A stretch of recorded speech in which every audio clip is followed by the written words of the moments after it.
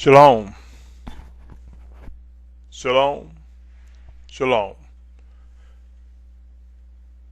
This is Voice from Strangers. Voice from Strangers. The rise of 144,000 and multitude. It is a message to Yashar'al, nation of believers. Yashar'al, who is commonly known as Israel. This is to true Israel, true Yashar'al. It is directed to those who would be among the 144,000, representing the 12 tribes of Yashar'al, and the multitude who will come out of the great distress, the tribulation. My name is Symmanayah, and if you're tuning in for the first time, today is November 14th, 2013, and if you're tuning in for the first time, let me say to you that true Yashar'al, true Israel, nation of believers, consists of all those who seek to worship and obey the Almighty Father, the Almighty Creator, Yahuwah. Those who come to know that it is Yahuwah's word that was manifest in the flesh as Yahusha. Who come to know that it is Yahusha who is our Messiah, our Mashiach. That no man can come unto the Father except by Yahusha, our Mashiach, our Messiah. Those of all nations, kindreds, and tongues who seek to worship. It is you who I consider my family, my brothers and sisters, and it is to you this message is addressed. And before we begin, I want to say welcome. Before we begin, let me ask you something. Are the words of the Almighty Father Yahuwah likened unto bread of life? Are righteous words alive? Does the set-apart spirit of Yahusha dwell in us? With these questions in mind, let me ask you, if you ate something like, say, a fresh salad or a steak sandwich, or grilled fish, would you eat it again? Would you, and do you eat the same foods from time to time? I submit to you, my brothers, consider these messages as food and pray about the possible benefits and value that they may have in each of our lives. Listening to something that possibly is life-giving over and over again is like eating food that is nutritious for the body. With that said, my brothers and sisters, the first part of this segment is a repeat of words presented in previous segments. And then they are followed by the next subject of this series. This series, as I mentioned, is entitled Voice from Strangers, the Rise of 144,000 and Multitude. This next segment will focus on experiences of Sardis. Sardis, who is the fifth assembly mentioned in Revelations chapters 1 through 3. And specifically starting in the 3rd chapter. With that said, let us press into this series. My brothers and sisters, I strongly encourage you to follow this series, Voice from Strangers, the Rise of 144,000 in Multitude, from its introduction up until now. This is the 5th installment to this series, and in order to get the full benefit of this message, I strongly recommend starting from the beginning with the introduction. But as always, pray and move as you are compelled, or as you believe you are guided by the Spirit of Yahusha. I use voice to identify the voice of Yahusha, one voice from many strangers, referencing that the Spirit of Yahusha speaks through us one towards another as he see fit. If you have not witnessed my position regarding these last days, allow me to say that end times are here.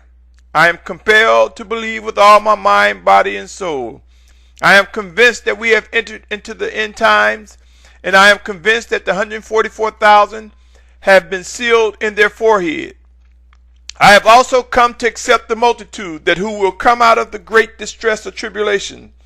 Along with the 144,000, I am compelled to believe that they are being trained and developed as we speak. Pray earnestly and watch, my brothers and sisters. Anything that is righteous will be confirmed. There are no prophecies of any private interpretation. In this installment, we will visit the experience and characteristics of the assembly of Sardis, the fifth of the 7 assemblies mentioned in Revelations chapters 1 through 3. Sardis is an assembly who were overconfident in their actions, but yet producing dead works, and their actions were incomplete as well. But before we venture into what can be learned from the experiences of Sardis, let's revisit scripture regarding the rise of 144,000 and multitude who will witness the great tribulation, the great distress. Revelation 7:3 says, "Do not harm the earth, nor the sea, nor the trees, until we have sealed the servants of our Elohim upon their foreheads." Revelation 7:4 says, "And I heard that the number of those who were sealed was 144,000 sealed out of the tribes of the children of Yashar'al." My brothers and sisters, back to 7:3, it says, "Do not harm the earth, nor the sea, nor the trees." Let me ask you, have the earth been harmed?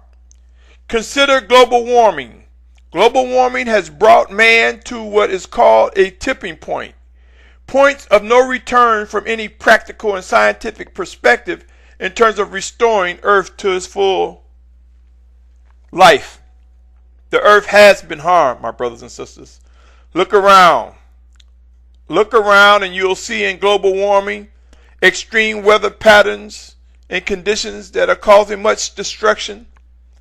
Look around, my brothers and sisters. We have polluted the atmosphere with carbon dioxide from burning so much fossil fuels.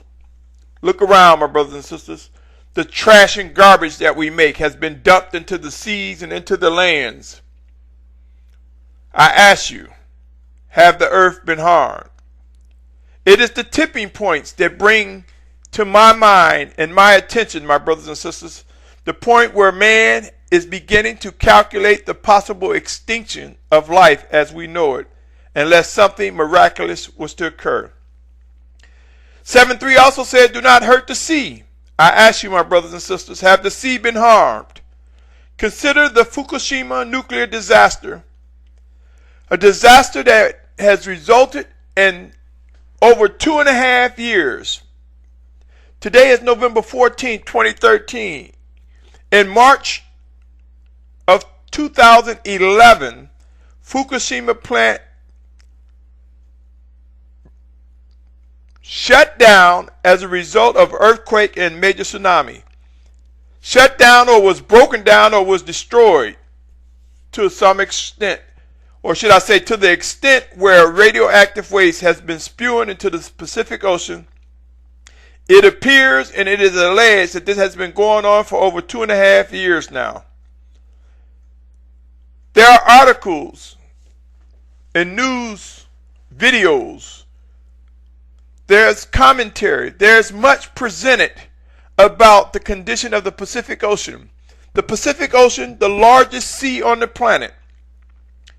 One fisherman was stated or quoted as saying the Pacific Ocean was dead in nearly 1/3 of his 23,000-mile journey around the Pacific Ocean. There are words that are being circulated that the Pacific Ocean is dying, in some cases dead.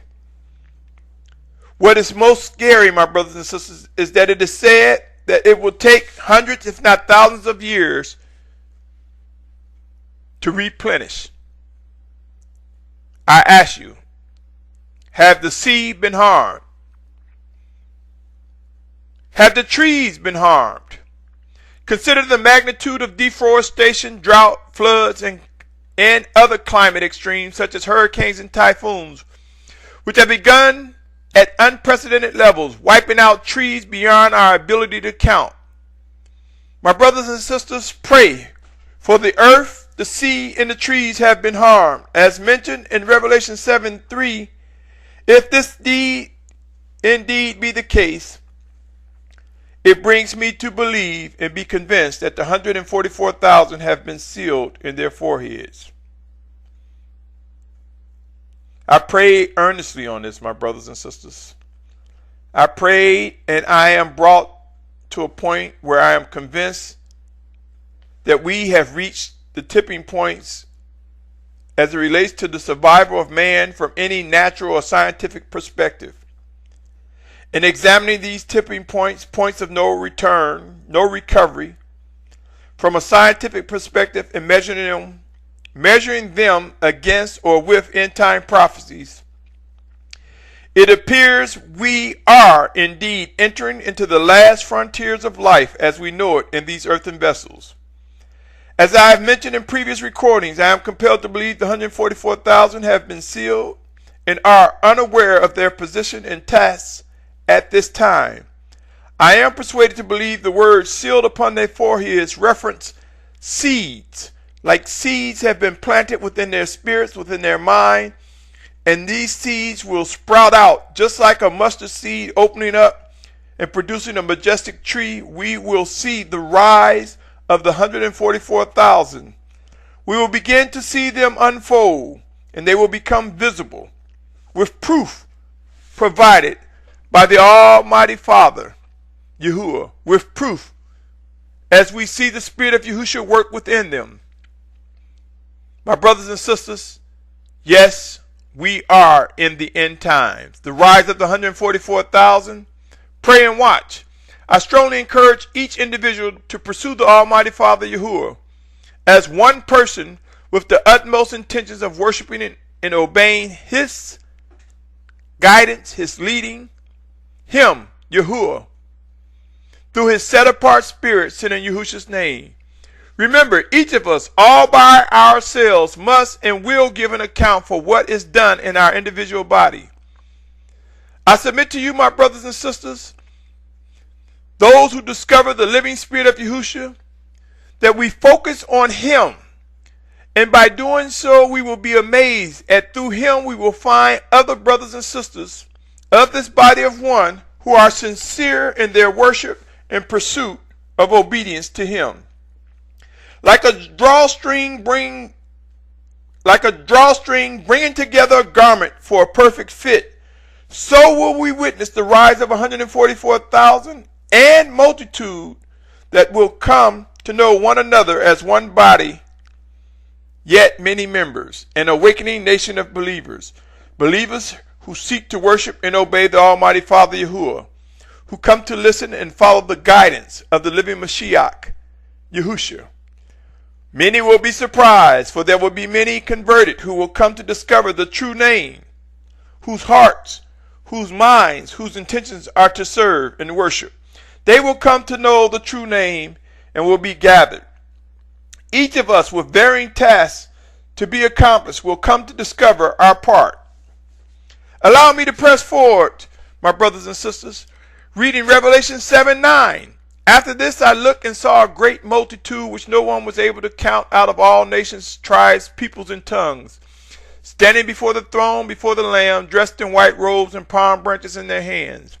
And I said to him, Master, you know, this is Revelation 7:14 now. And that was 7:9 that I read at first. 7:14 reads, and I said to him, Master, you know, and he said to me, these are those coming out of the great distress, having washed their robes and made them white in the blood of the Lamb. Pray earnestly on these words, my brothers and sisters. I invite you to read and pray on the whole entire chapter, 7th chapter of Revelations. Seek to discern and understand, and remember, no scripture is of any private interpretation.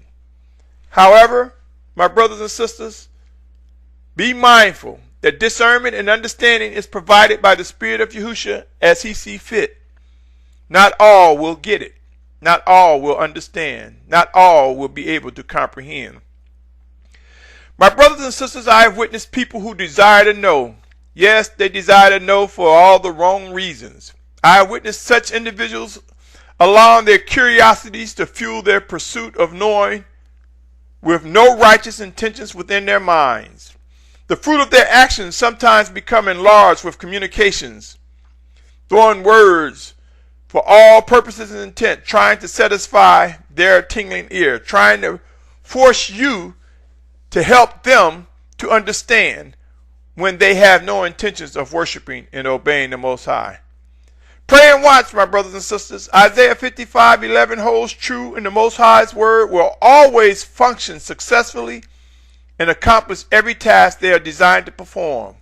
The rise of 144,000 in multitude who will come out of the great tribulation cannot be stopped, will not be stopped. Whether we are able to receive this or not, details and a process has begun. Pray some more and study. Study like never before. Pray like never before, my brothers and sisters. These are end times. There will be no more cycles of repeat of same and like behaviors. These things will come to an end very soon. Pray and study. Study what has begun, for there are no rewind buttons, my brothers and sisters. He who has an ear, let him hear what the Spirit is saying and come to know what must be done. I presented a blueprint in times past, a message that I have come to believe was embedded in the feast days. In recent days, that blueprint was simplified into single words or terms that I am compelled to believe are functional and with purpose. As I sought to discern regarding these words, these functions, these terms, as I sought to pray and understand, was it indeed the Spirit of Yahusha giving this to me, presenting this to my heart, to my mind? It was as though the Spirit of Yahusha was forming these thoughts into my mind and saying these terms, these words are functional and are a reflection of the seven spirits of Elohim that was sent out into the world. Let me present the scriptures I am referencing before we get into the aforementioned terms and words. Revelation 4:5, and out of the throne came lightning and thunders and voices, and 7 lamps of fire were burning before the throne, which are the 7 spirits of Elohim. Revelation 5:6 said, and I looked and saw in the midst of the throne of the 4 living creatures and in the midst of the elders a lamb standing as having been slain, having 7 horns and 7 eyes, which are the 7 spirits of Elohim sent out into all the earth.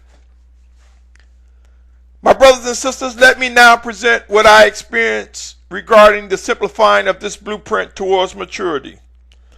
Please note, as I have mentioned before, like a warning signal, like a flashing light, like an alarm, which repeats until the value of the warning or the alarm is no longer necessary, so shall it be with the words I present to you as I am pressed to distribute and record and present and speak.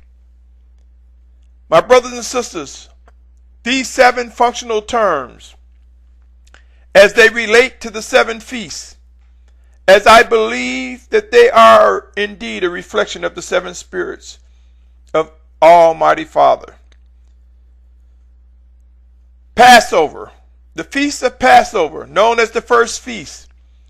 The word associated with this that was given to me is identity. For unleavened bread, sight. For first fruits, knowledge. For harvest, discover. For trumpet, communicate. For atonement, restore. And for tabernacle, complete. In other words, these functional terms that I believe are a reflection of the 7 spirits of Elohim are identify, sight, knowledge, discover, communicate, restore, complete. My brothers and sisters, please pray and examine these in details. Pray for all discernment and understanding. The relationships of these terms towards each feast is presented. It may require adopting a series of questions, many questions, in order to discover something phenomenal in these feasts. I invite you to examine Leviticus 23rd chapter carefully And if you are unable to see the connection, I submit to you the following. Read about the Passover and ask yourself, could it have been successful, and could we pass it on from generation to generation without the presence of Yashar'al knowing their identity? If you're still struggling, ask yourself, who was the Passover directed? Out of who comes the answer, identity, a reflection of one of the seven spirits of Elohim. I strongly encourage you to do the same with each feast presented in Leviticus 23rd chapter and discover a reflection of the seven spirits of Elohim. In my encounters with the Spirit of Yahusha, I strongly believe he made known what is most important to receive from the appointed times regarding the feast. Yes, my brothers and sisters, it was as though the Spirit of Yahusha was telling me, before man, before the earth, before the creatures were created, he was there.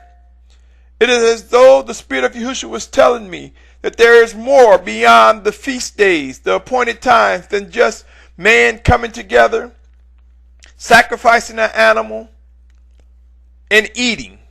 It was more to it, that there was a living message to be passed from one generation to the next, a message, a blueprint of maturity to those who would worship him. Yes, my brothers and sisters, I have introduced what I am compelled to believe are reflections of the seven spirits of Elohim that were sent out to all the earth, referencing Revelation 5:6. I pray none be overtaken in unbelief and rebellion. I pray that our eyes and ears become clear and focus on the Spirit of Yahusha as he uncovers and reveals, as he teach and bring things to remembrance, fulfilling all that is promised. I stated that this series will highlight the relevance of the seven assemblies mentioned in Revelations chapter 1 through 3, and I have presented information on Ephesus, Smyrna, Pergamos, Thyatira in previous segments. I have also mentioned how it is strongly recommended that each listener consider following this series from the beginning, starting with the introduction. The introduction establishes a framework, my brothers and sisters, a foundation per se for this series. Voice from strangers, the rise of 144,000 and multitude. It will be wise to build on each segment as they are designed and fortify your position towards maturity in our worship and obedience to the Almighty Father Yahuwah through his set-apart Spirit Yahusha. With that said, my brothers and sisters, let us now consider the fifth assembly. The fifth assembly. And as I had mentioned before, many will want to tell you these things have come to pass, and this is just informing us just so we'll know what happened in the past. Do not be overtaken and think that it has no relevance today. For these things that occurred in the assemblies, we are told for our example so that we can be proactive and prevent these from occurring and happening in our lives. Or if indeed we see evidence of such, that we understand and are able to discern the remedy, the solution, to come away from any unforeseen influence, unrighteous influence. With that said, let me read Revelations chapter 3, verse 1 through 6. And the messenger of the assembly in Sardis write, he who has the seven spirits of Elohim and the seven stars says this, I know your works, that you have a name, that you are alive, but you are dead. Wake up and strengthen what remains and is about to die, for I have not found your works complete before Elohim. Remember then how you have received and heard, and watch and repent. If then you do not wake up, I shall come upon you as a thief, and you shall not know at all what hour I come upon you. Nevertheless, you have a few names in Sardis who have not defiled their garments, and they shall walk with me in white because they are worthy. He who overcomes shall be dressed in white robes, and I shall by no means blot out his name from the book of life. But I shall confess his name before my Father and before his messengers. He who has an ear, let him hear what the Spirit says to the assemblies. My brothers and sisters, as we examine the message regarding Sardis, one is able to see this assembly had a reputation in the land. Now you might say, well, how do you say they had a reputation, Symmanayah? And I say this. Notice that it says that they have a name, that they are alive. They made a name for themselves. Could that not mean that they had an established reputation? It should not be difficult to come to understand. Sardis was doing something probably charismatic enough to build a reputation of being alive. Take a moment, reflect in prayer. Do you think Sardis became overconfident and demonstrated strong belief in such a way that it was orchestrated, that it fooled people into thinking they were on the right track, that they were alive? We see in Revelations 3, 1 and 2 where they are told they are dead, as well as ordered to wake up, strengthen what remains, and are informed of their works being incomplete. My brothers and sisters, I honestly believe it is possible to discern and understand the characteristics of Sardis. I believe the Spirit of Yahusha can make known to us so that we are able to understand and learn from what happened with Sardis and what we should not do. Consider asking, did Sardis get a name for themselves doing something that was attractive? Let me present another question. Since verse 3 uses the word alive, could it possibly be that Sardis' actions appeared righteous? Remember, it is the Almighty Father's set-apart Spirit sent in Yahusha's name that makes alive. Sardis was also told to remember how they received and heard, as well as watch and repent. Verse 3. If they did not, there would be consequences.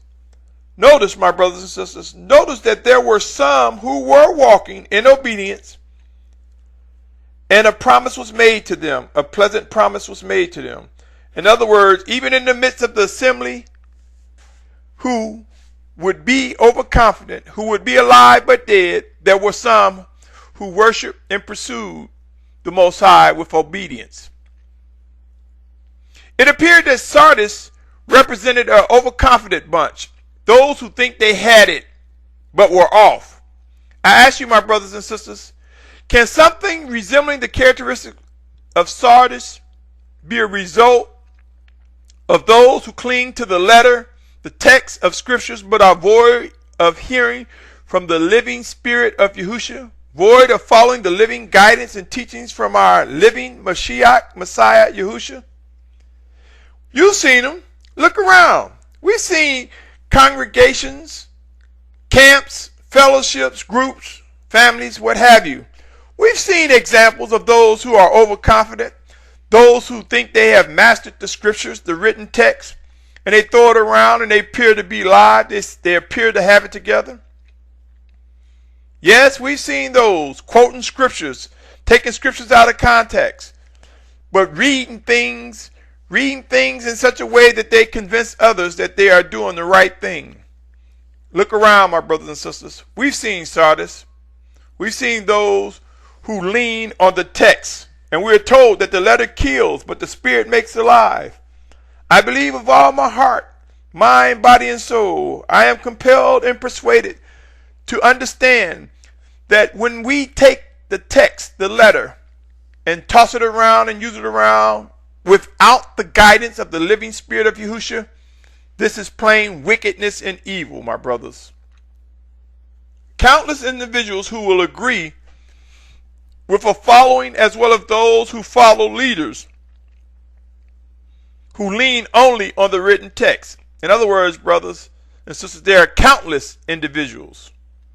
Many people. We see many people who will follow individuals, follow leaders, or we see many leaders who will lead only from a display of mastering the text and the letter, but void of hearing from the Spirit of Yahusha.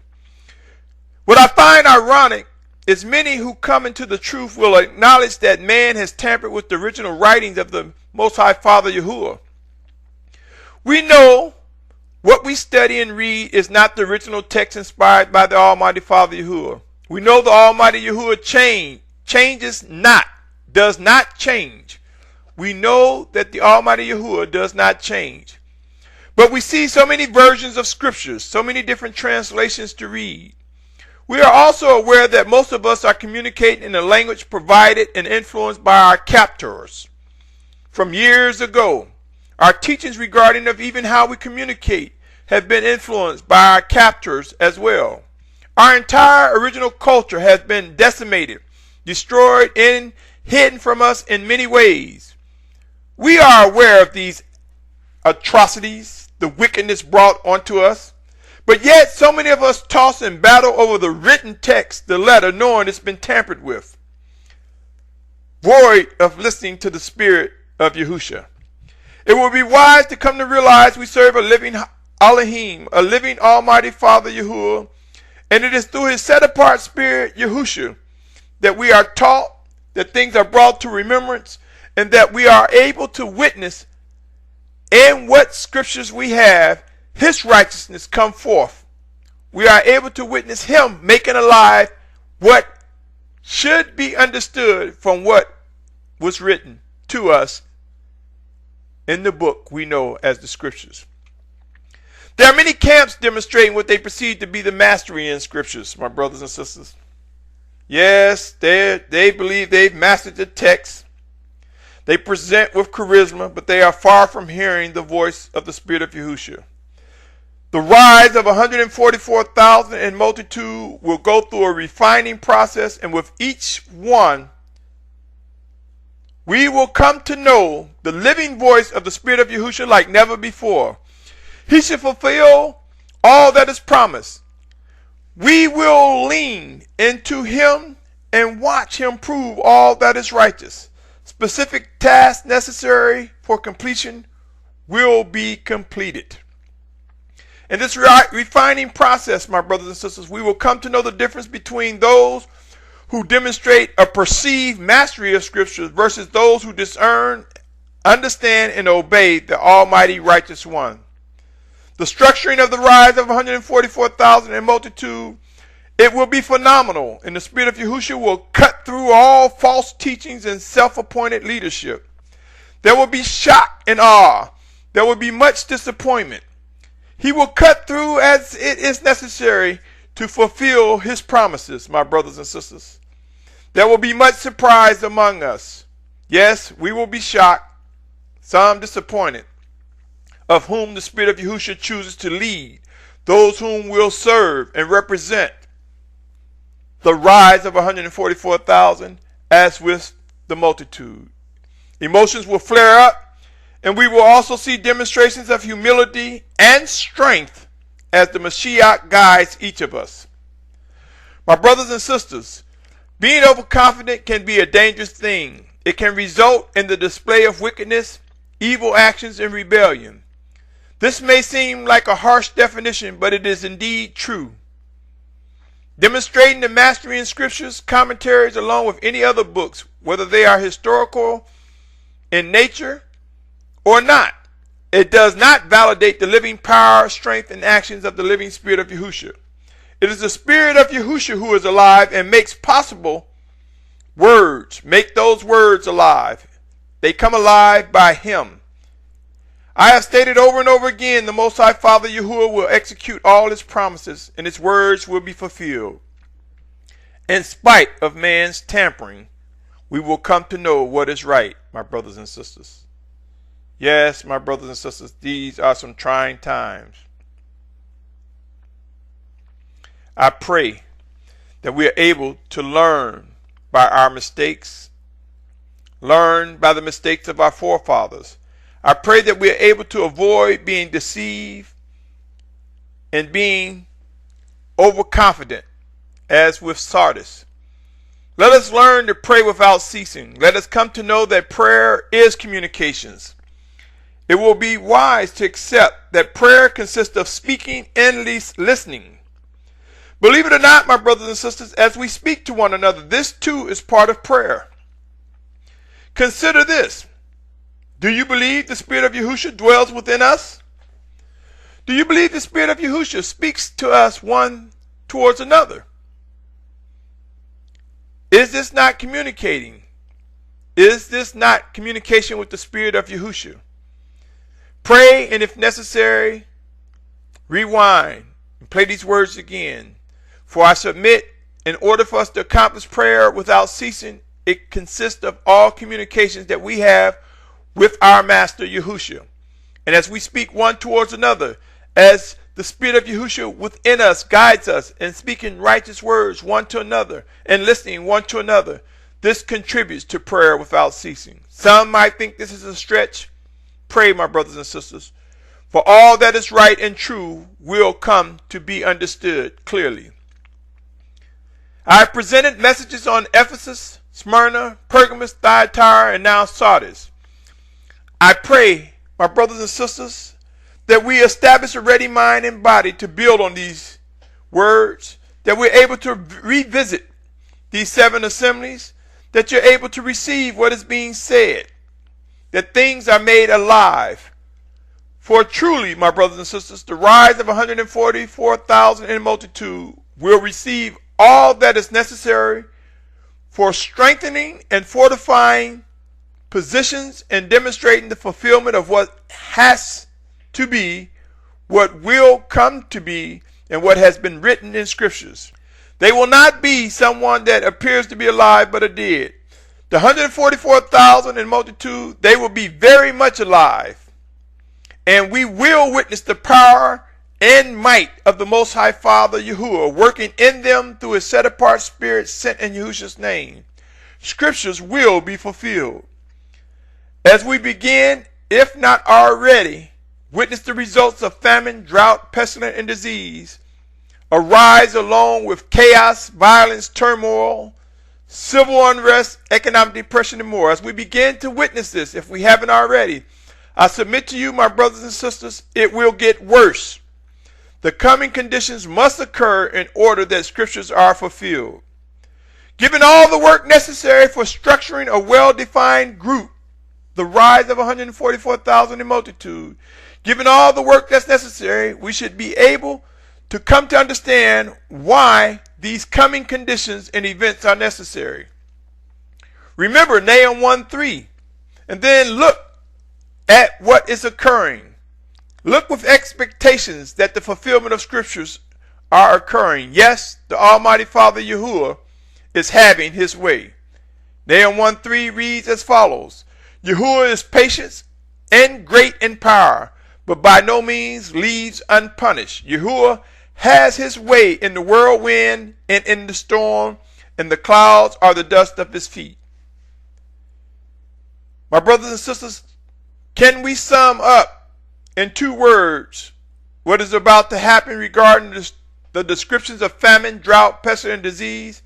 Can these be summed or placed into the category of whirlwinds and storm? If you are having difficulties receiving such, pray, my brothers, pray with patience, and understanding will come.